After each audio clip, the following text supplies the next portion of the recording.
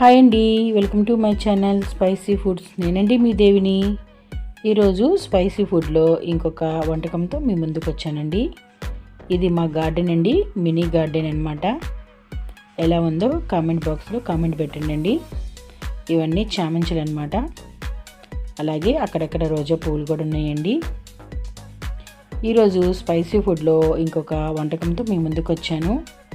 ఈరోజు వీడియో వచ్చేసి చప్పటి పప్పుకి తాలింపు అండి. అదేనండి, ముద్దపప్పుకి తాలింపు అనమాట.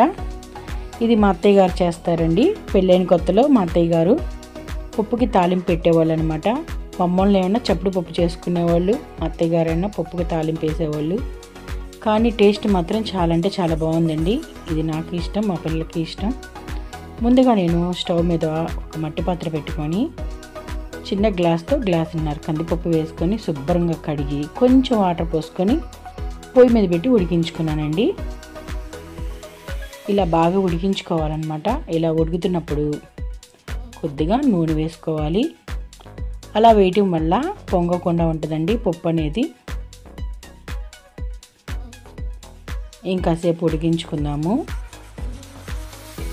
ఇప్పుడు ఉడుకుతున్నప్పుడు కొద్దిగా ఉప్పు వేసుకుంటున్నాను. ఇంకా బాగా ఉడకాలండి. నూనె వేయటం వల్ల చూడండి పైకి అనేది పొంగట్లేదు.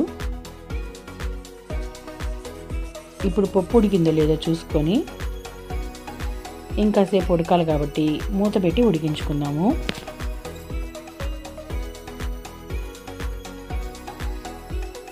చాలా అంటే చాలా బాగుంటుందండి. ఒక్కసారి ట్రై చేయండి.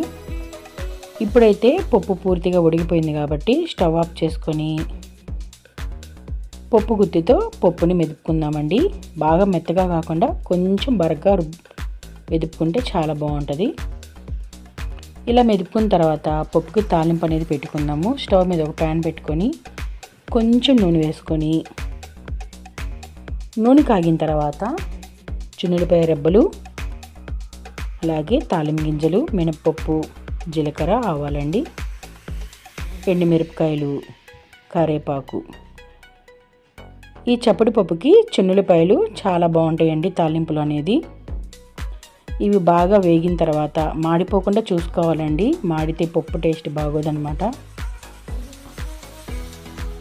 బాగా వేగిపోయినాయి కాబట్టి ఇప్పుడు పప్పులో వేసుకొని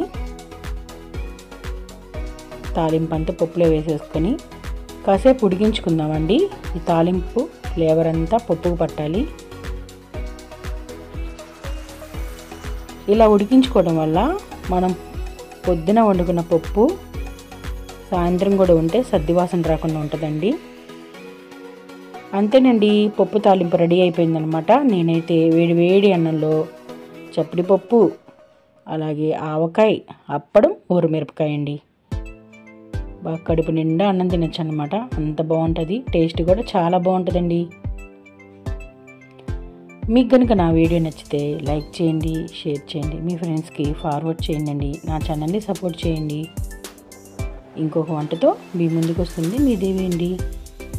ఓకే అండి, బాయ్.